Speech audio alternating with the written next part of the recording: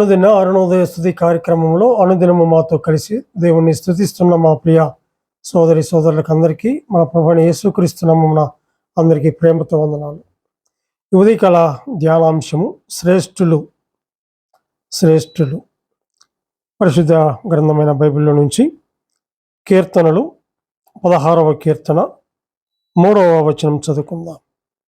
నేను ఇలాగందును, భూమి మీదనున్న భక్తులే శ్రేష్ఠులు, వారు నాకు కేవలం ఇష్టలు.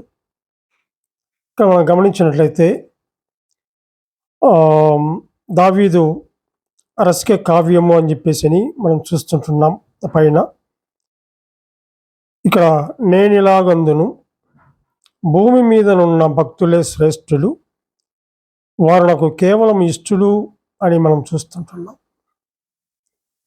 తన యందు విశ్వాసం ఉంచువారు శ్రేష్ఠులుగా ఉండాలని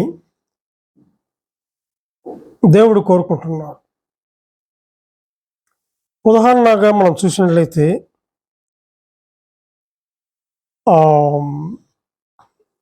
హేబేలు మరియు కయ్యోను దేవునికి అర్పణ తీసుకుని వచ్చారు. హేబేలు యొక్క అర్పణను దేవుడు అంగీకరించాడు. కయ్యోను యొక్క అర్పణను దేవుడు తృణీకరించాడు. హేబేలు యొక్క అర్పణ అంగీకరింపబడుటకు గల కారణం ఏమనగా,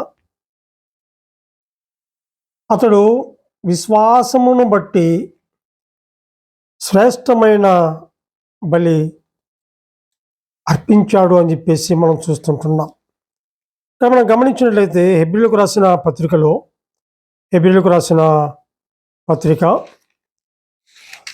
11వ అధ్యాయము 4వ వచనము మనం గమనించినట్లయితే, విశ్వాసమును బట్టి హేబేలు కయ్యోను కంటే శ్రేష్టమైన బలి దేవునికి అర్పించెను. దేవుడు అతని అర్పణను గూర్చి సాక్ష్యం ఇచ్చినప్పుడు అతడు విశ్వాసమును బట్టి నీతిమంతుడని సాక్ష్యము పొందెను. అతడు మృతి నొంది ఆ విశ్వాసము ద్వారా మాట్లాడుచున్నాడు అని చెప్పి చూస్తాం. హేబేలు యొక్క అర్పణ అంగీకరించుటకు గల కారణం ఏమంటే, అతడు విశ్వాసమును బట్టి శ్రేష్టమైన బలిని దేవునికి అర్పించాడు. కేవలము అర్పణలో మాత్రమే కాదు, కానీ అనుదిన జీవితములో మనము శ్రేష్టత కలిగిన వారముగా ఉండాలి. దేవుడు ఆశిస్తుంది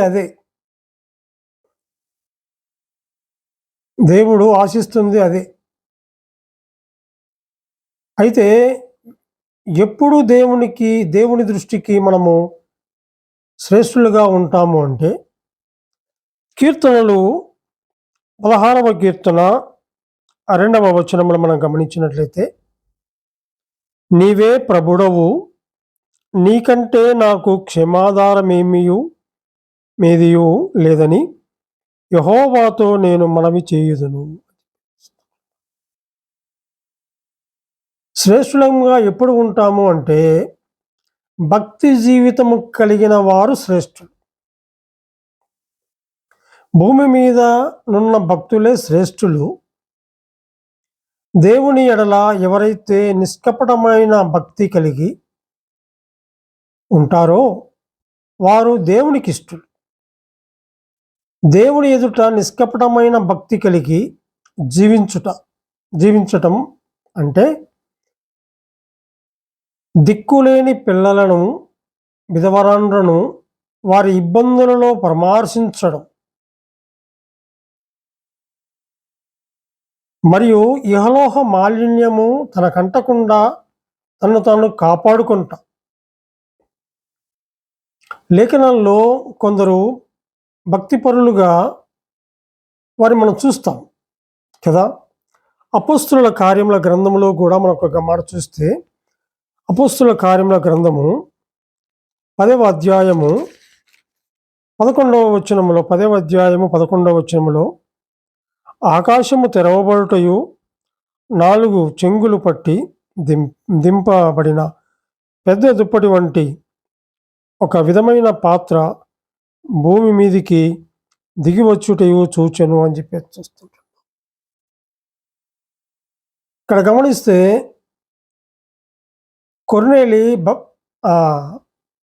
కొర్నేలి భక్తిపరుడుగా మనం చూస్తుంటున్నాం.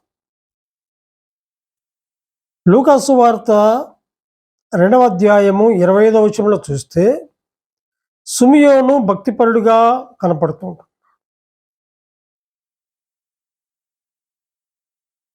భూమి మీద ఉన్న భక్తులు శ్రేష్ఠులు అని చెప్పేసి అంటున్నారు. అంటే తన్ను ఎందరైతే విశ్వసించి ఆయన యందు నమ్మకం కలిగి ఉన్నారో వారందరూ కూడా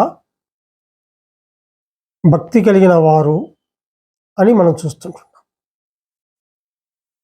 ఇక్కడ మనం గమనిస్తే ఇంకా ఎందరో మరి వారు దేవుని దృష్టిలో భక్తిగా జీవించి దేవునికి ఇష్టలుగా ఉన్నారు కదా. అంతేకాదు కానీ సామెతల గ్రంథము 16వ అధ్యాయము 32వ వచనంలో కూడా గమనిస్తే 16వ అధ్యాయము 32వ వచనములో మనం చూస్తే పరాక్రమశాలి కంటే దీర్ఘశాంతము గలవాడు శ్రేష్ఠుడు, పట్టణము పట్టుకొను వాని కంటే తన మనసును స్వాధీనపరుచుకునేవాడు శ్రేష్ఠుడు అని చెప్పి చూస్తున్నాడు. ఒకటి భక్తి జీవితము కలిగిన వారు శ్రేష్ఠులు. అంత మాత్రమే కాదు, దీర్ఘశాంతము గలవారు శ్రేష్ఠులు అని చెప్పి చూస్తున్నాం. 2 పరాక్రమశాలి కంటే దీర్ఘశాంతము గలవాడు శ్రేష్ఠుడు. దీర్ఘశాంతము అనగా ఎక్కువైన శాంతము లేక త్వరగా కోపపడకుండుట అని అర్థం. త్వరగా కోపపడకుండుట. ఒక వ్యక్తి అనేకమైన పట్టణములను జయించిన వాడుగా ఉన్నప్పటికీ తన కోపమును అణుచుకోలేకపోతే అతడు బుద్ధిహీనుడే. సో అంత మాత్రమే కాదు కానీ ఇక మనం గమనిస్తే నయమాను పరాక్రమశాలి. అక్కడ మనం గమనిస్తే రాజులు 2వ గ్రంథం చూద్దాం. చూడండి, రాజులు 2వ గ్రంథము 5వ అధ్యాయము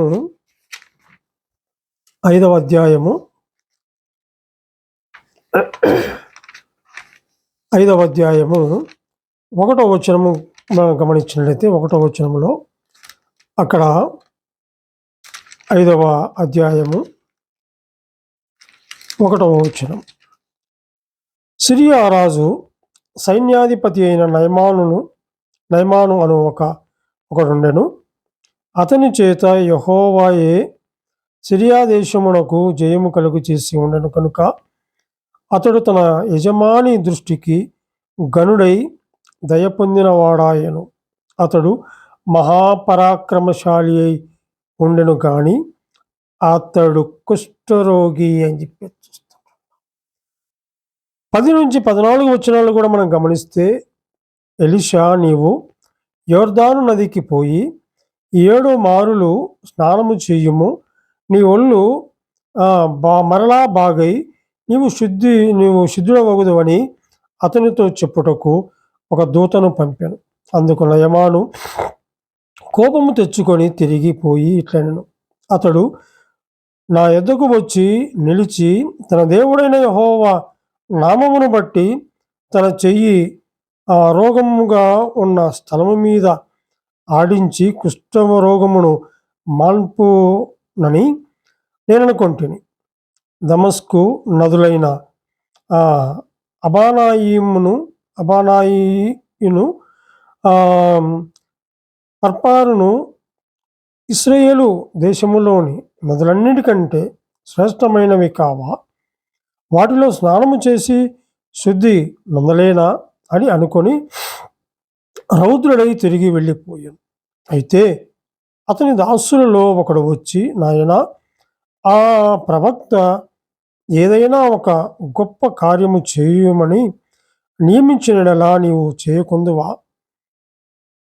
అయితే స్నానము చేసి శుద్ధుడవు కమ్మని మాట దానికంటే మేలు కదా అని చెప్పినప్పుడు అతడు పోయి దైవజనుడు చెప్పినట్టు యోర్దాను నదిలో 7 మారులు మునగక అతని దేహము పసిపిల్ల దేహం వలనై అతడు శుద్ధుడాయను అని చెప్పి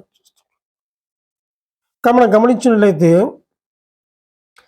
నయమాను పరాక్రమశాలి ఎలీషా అతనిని యోర్దాను నదిలో 7 మారులు మునుగుమని చెప్తే అతడు బహు రౌద్రము తెచ్చుకొని వెళ్ళిపోవడానికి సిద్ధపడ్డాడు.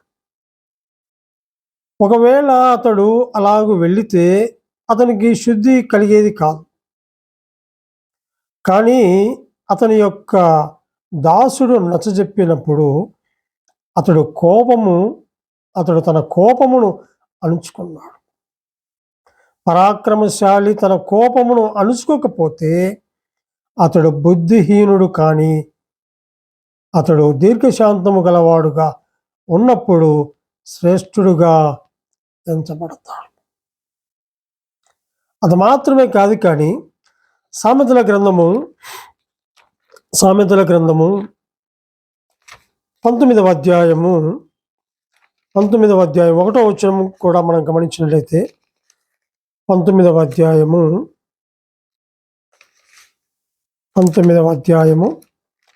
1వ వచనం, బుద్ధిహీనుడై తన పెదవులతో మూర్ఖముగా మాట్లాడు వానికంటే యథార్థముగా ప్రవర్తించు దరిద్రుడే శ్రేష్ఠుడు అని.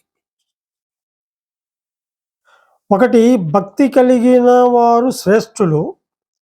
2, దీర్ఘశాంతము గలవారు శ్రేష్ఠులు. 3, యథార్థముగా ప్రవర్తించు దరిద్రుడు శ్రేష్ఠుడు అని చెప్పచ్చు. యథార్థత అనగా కపటము లేకుండా లేక అంతరంగములో సత్యము కలిగి ఉండుట. దేవుడు యథార్థవంతుల కొరకు చూస్తున్నాడు. యథార్థముగా ప్రవర్తించాలి, యథార్థముగా మాట్లాడాలి, యథార్థముగా మనము ఉన్న స్థలాల్లో మనం యథార్థంగా జీవించాలి కదా. యథార్థత ఎంతో ప్రాముఖ్యమైనదిగా ఉంది.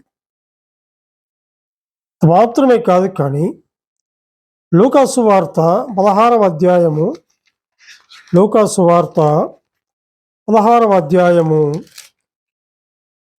20 నుంచి 22 వచనాలు మనం గమనించినట్లయితే, లూకాసు వార్త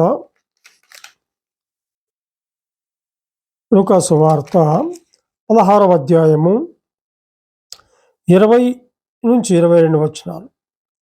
లాజరు అను ఒక దరిద్రుడు, వాడు కురుపులతో నిండిన వాడై ధనవంతుని ఇంటి వాకిట పడి ఉండి అతని బల్ల మీద నుండి పడు రొట్టె ముక్కలతో ఆకలి తీర్చుకొనగోరెను. అంతేకాక కుక్కలు వచ్చి వాని కురుపులు నాకెను. ఆ దరిద్రుడు చనిపోయి దేవదూతల చేత అబ్రహాము రొమ్మున ఆనుకున్నటకు కొనిపోబడెను. ధనవంతుడు కూడా చనిపోయి పాతి పెట్టబడెను.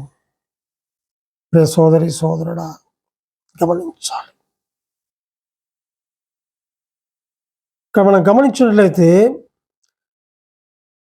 దరిద్రుడైనప్పటికీ వాడే శ్రేష్ఠుడిగా ఎంచబడతాడు. లాజరు దరిద్రుడు, కానీ అతడు మరణించినప్పుడు దేవదూతలు అతనిని కొనిపోయారు అని చెప్పి. ఎందుకంటే అతడు దేవుని దృష్టిలో శ్రేష్టముగా ఉన్నవాడు. అతడు దేవుని దృష్టిలో శ్రేష్టమైన వాడుగా, శ్రేష్ఠుడుగా మనం చూస్తాం. మనం గమనించినట్లయితే కీర్తనలు 16వ కీర్తనలో మనం చదువుకున్నట్లుగా 16వ కీర్తనలో నేను ఇలాగందును, భూమి మీదనున్న భక్తులే శ్రేష్ఠులు, వారు నాకు కేవలము ఇష్టలు అని చెప్పారు. తన యందు విశ్వాసముంచి వారు శ్రేష్ఠులు, భక్తి జీవితము కలిగిన వారు శ్రేష్ఠులు, దీర్ఘశాంతము గల వారు శ్రేష్ఠులు, యథార్థముగా ప్రవర్తించు దరిద్రుడు శ్రేష్ఠుడు. దీన దరిద్రులమైనటువంటి మన కోసము దీనుడుగా పరలోకము నుండి భూలోకానికి మానవునిగా వచ్చాడు, మధ్యవర్తిగా వచ్చాడు. మన నిమిత్తమై ఆ అమూల్యమైన పరిశుద్ధమైన రక్తాన్ని మన కొరకు కార్చి, ఆ రక్తదారులు మన ప్రతి పాపమును కడిగి నీతిమంతులుగా, పరిశుద్ధులుగా, యథార్థవంతులుగా చేసి ఆయన సన్నిధిలో కూర్చోబెట్టాడు. మనమెంత శ్రేష్ఠులమండి. ఎక్కడో ఊరి వెలుపల, గవిని వెలుపల ఉండవలసినటువంటి మనల్ని ఆయన సన్నిధిలో కూర్చుండే భాగ్యాన్ని, ఆ శ్రేష్టమైనటువంటి ఆ కృపను మనకు దయచేస్తాడు. అందును బట్టి ఈ ఉదయకాల వేళలో అనుదిన అరుణోదయ స్తుతి కార్యక్రమంలో ఆయన మనము స్తుతించవలసిన వారముగా ఉంటుంది. దేవుడు తన వాక్యాన్ని దీవించునుగాక. ప్రార్థన చేసుకుందాం. మమ్మల్ని ఎంతో మిక్కిలిగా ప్రేమించిన మా ప్రియ పరలోకపు తండ్రి, మీ ఘనమైన శ్రేష్టమైనటువంటి నామమునకు స్తుతులు స్తోత్రములు చెల్లించుకుంటున్నాం. అవునైనా భూమి మీద ఉన్న భక్తులు వారు శ్రేష్ఠులు అంటున్నారు. కేవలం నీ యందు విశ్వాసముంచడం ద్వారా, భక్తి జీవితము కలిగి ఉండటం ద్వారా, దేవా యథార్థమైనటువంటి హృదయం కలిగి ఉండటం ద్వారా అయినా మేము శ్రేష్ఠులముగా మమ్మల్ని మీరు చేసినందుకే మీకు వందనాలు చెల్లించుకుంటున్నాం. అట్టి శ్రేష్ఠుడైనటువంటి మిమ్మలను దేవా ఉదయకాల వేళలో స్తుతించే భాగ్యాన్ని మీరు మాకు అనుగ్రహించినందుకే స్తోత్రములు చెల్లించుకుంటూ మా రక్షకుడైన యేసుక్రీస్తు నామమున స్తుతించి ప్రార్థన చేయుచున్నాము తండ్రి. ఆమేన్.